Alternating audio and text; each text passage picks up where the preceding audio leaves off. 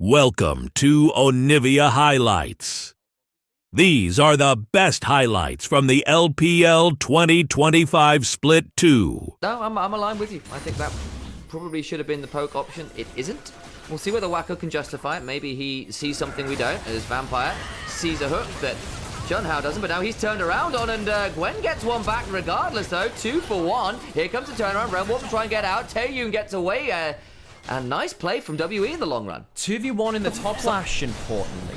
That could be something they could return to, especially with Vi's 6 coming up. Very much so. They've still got the cleanse, of course, but Vampire being down both some is scary, as well as Karis went looking for that flash in the Rune Prison, landed the Spell Flux, couldn't get the W afterwards, but Monkey's still here. Flash for the Audacious Charge, and comes the Unraveled Earth. Still gets the shuffle away. Karis doesn't have the flash, and Saber gets the back. This could get really ugly. There's no ult on Monkey. I think if he gets jumped on here, it gets dangerous. Goes Vault breaking forward. Flash for the Cease and Desist. Karis gonna throw out what he can, but there's nothing left. Chains of Corruption. Crash down into the arrow. Wacko gets that one. Where does Karis go? Can he execute? I think he up and look for long range wave clear. Needs to do a bit of the dirty work with auto attacks as well. So Taeyun being really set up for success. Ultra Prime will get themselves the grubs on the top side. That will be evened up. The WE getting good monetary value out and pulling ahead, which again is something that we've called being very important for them. Them being ahead of the game, opening up the map. Turning up in a way that I think has been relatively impressive. Not always clean, but much better than the stuff we saw really early on in last split as well. All in now from Cube, looking for an angle on Egen, who's just going to die, I think, here. Gets enough of a slow. Flashes out, the exhaust comes on down just a touch too late, but no teleport, no flash, no ult. What is the trouble going to do? Ultra Prime would like to get up to 2 dragons. I don't think they realize how much vision they're walking over. That's a good engage. Ult on Monkey is available, though. They need to use it soon. Doesn't get that much value out of the Crescent Guard, though. No one knocked away because he times it too late as the Cease and Desist comes on through. And that is a very, very dead Xin Zhao. 2 dragons over Ultra Prime now. That's important. What rift are we going to get? There's a horror character with Gwen's design out there at some point. Like, oh, yeah. You're a shy, a full-on Psycho Smile, and a lot more blood. I mean, like, creepy Psycho. doll has always been a thing. WE get themselves onto the Herald first. Stun. Xiaoshe is in a lot of danger. The Equalizer afterwards pretty solid, though. And now the Cease and Desist comes on forward. Monkey finally gets the Crescent Guard off, but needs to Audacious Charge back towards the Herald. Junhao looking for a flank angle on in. Has got the Vault Breaker to work with. Health bar's not fantastic for WE here. Oh, and the Herald's very low HP. Do you go for a secure? Junhao gonna go over, hit the iron, look for it, he gets it. Shove. Monkey's in danger, gets the Sundered Sky healing, trying to get some more work done as the Hallowed Mist comes on down. Everyone's flashing everywhere. What is going on? Taeyun needs to flash cleanse away. Seismic Shove! Brings Ice Toboggan Corky down the wrong track. Team World Elites, World gets rocked. Herald wasn't... It was picked up. I was thinking, where the hell is it? It is here now. I was like, it's not in the inventory, and I don't see any tower HP being down. And then it turned up exit into station left. Gonna try and get a knock. It's on to Xiaoshe. What was that choice? And now the crash down comes on through. The Crescent Guard back will deny the biggest Magnet Storm of all time. Somehow redecorate the weather. The Equalizer after, though. Burned surely enough. And the piercing arrow comes on through. A triple kill for Wacko. On the hook, be damned. He's still hitting pretty hard with those arrows. I mean, it doesn't matter about the Varus build. When Vampire keeps hooking the Rel, that is not your target. Death charged him. Death charges the Rel. It's such a big mistake. WE, when they start to panic, just hit the front line and they is as well. WE grouping up towards top side, but I think Saber's, yeah, he can't wave clear for this one. While this is happening, Junhao's on the flank. WE now maybe corralled a little. Can't run forwards. Doesn't take the wall, though, to Saber. Would be a little early. I think the Equalizer solid enough. The Chains of Corruption, they're not great. This time the Depth Charge is onto Wacko, but he just walks away. And now Vampire is facing the sunlight. Cube is teleported in. And will face the full force of other malforms of geometry, namely his dangerous circles. They do kill off the Vi, though. Hang on, this is suddenly looking a little bit better. This Cube with the needlework did survive what looked like a pretty dangerous TP.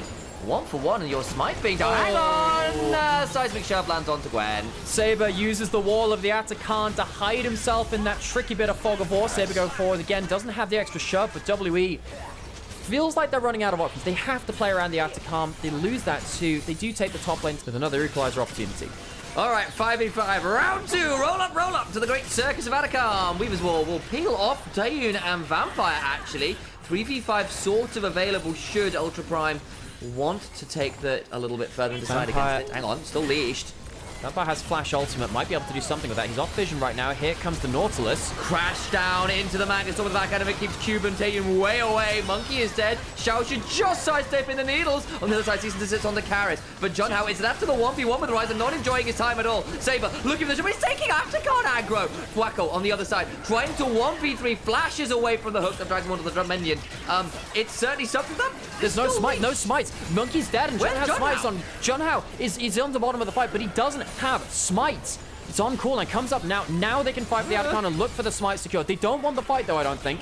To try and get this, it will be the withdrawals available. Saber looking to help set this one up. What's on the other side? Karis in danger with Wacko, trying to throw one out, gets that one down. Barrier comes on through, winning out the extended play, get the Atakan. Ultra Prime have to play it to the wire, but they come out on top. That is an Atacon play of all time. Ultra Prime do get the secure. WE, they were forced into... It's a mess of a fight. It's not a front to back. I think that, you know, at this point, it's very hard to force fights in the right way. John have very, very close to killing off Karis for that extra Q. Rumble comes through, and then at this point, it's a bit of a tricky one. Yijin has had to reset, can't stick around, and they're waiting on that smite, as you so well called out, but it's now like a bit of a weird play, as we're actually going back to live. We won't get to see the extended play because it was too long. Off the respawn, Weaver's Wall comes on, Vampire dies for the 5th time this game. Hit Varus has to then walk out a Xin Zhao W and a Gwen W coming at him. He has to play within their active ranges, rise with the Rune Prison as well. It's a problem. And then Nautilus stops you from auto-attacking. If you are the Lethality Varus, you can at least play slow, play for the Gwen W to be down, the Xin Zhao ult to be down. But honestly, Wacko's proved me wrong on that one. 905. 3 items, doing very, very well. But I think a lot of that's because WE haven't actually done very much work. Twitch chat getting scared by the caster yelling into the microphone. WE. Now down against Infernal Soul. Yeah, this one's a bit rough. There's a lot of range for Ultra Prime to play around. Cube caught outside and has the exhaust. I do not What's think in the box? What's in the box? Hang on. Yijin actually did quite a lot of work today. We needed to get away from that. We'll still go down. Teleport comes on through. Karis has turned up, and so will the Weaver's Wall. And so in a 1v3, this Rise must run. Flash to try and get towards the blast gun. Can't quite get on top of it. That means John Howe can take it instead. Get that blast shot. Empty blows coming on through. But actually, Monkey here is now trying to go to Yijin. Remember, has taken a lot of damage already. Will get the rumble, but dies doing so. WE lose multiple people on the side lane. They use their summoners and a bunch of other stuff too, whereas largely Ultra Prime is just time. Ultra Prime just looking for a quick secure. Maybe a fight if WE give it to them. But that'll go down. There you go, flying across the unraveled earth. There's the depth charge, but to what end? I do not know. The turnaround of Magnus comes on top of Taeyun, who immediately disappears. They will finally bring down the Varus Cube in a 1v2. Doing a fair amount of work, but there's a lot of bound touncing happening as Yijin teleports in and says, how dare you, and gets Karis as well. It's another hook onto the realm. I know. Why is the Across the unraveled earth! Like, I know that they have a magnet storm. It's not meant to be a hook magnet as well. It's just continually going there. Monkey has to play against the Infernal Soul duo up here. He's not going to be too happy about this one. Xiaosha might get burst out here, though. It's about okay. Hang on. Saber just says, I'm not sure you want to dash across this, mate. Lands the wind becomes lightning. There's no Seraphs. There is an arm guard, though. I think they need to leave, probably. John Howe does... Hang on, he has a flash Q if you want to go towards it. Nah, I'm not going to stick around too much. Flash Q into the bush. This is... Flash Q into the bush. Things have never been the same, so the end to come at this point. Wall comes up. That'll be an easy turret take. There's no counter engage to come in through from WE. John Howe goes forward. That chase of corruption was fantastic. Was expecting, I suspect, a sidestep. Does not find it. Season desist onto Karis in the backside as Monkey's ult turns up. So nice chaining of CC from there, from John Howe onto multiple targets, and they lose their mid jungle in short order. Into the base we go, and they'll head on to those inhibitors. With little to be said about it from WE. You've got 3v5 and 2 waves of super minions empowered by Baron coming on in. WE, they have fallen in this first game. Oh boy. Will be 1 game away from Nevada. They try in vain to defend their Nexus. Unsuccessfully so. Ultra Prime came down from the upper bracket. Put WE to the proverbial sword here in game 1. An early game that looked alright.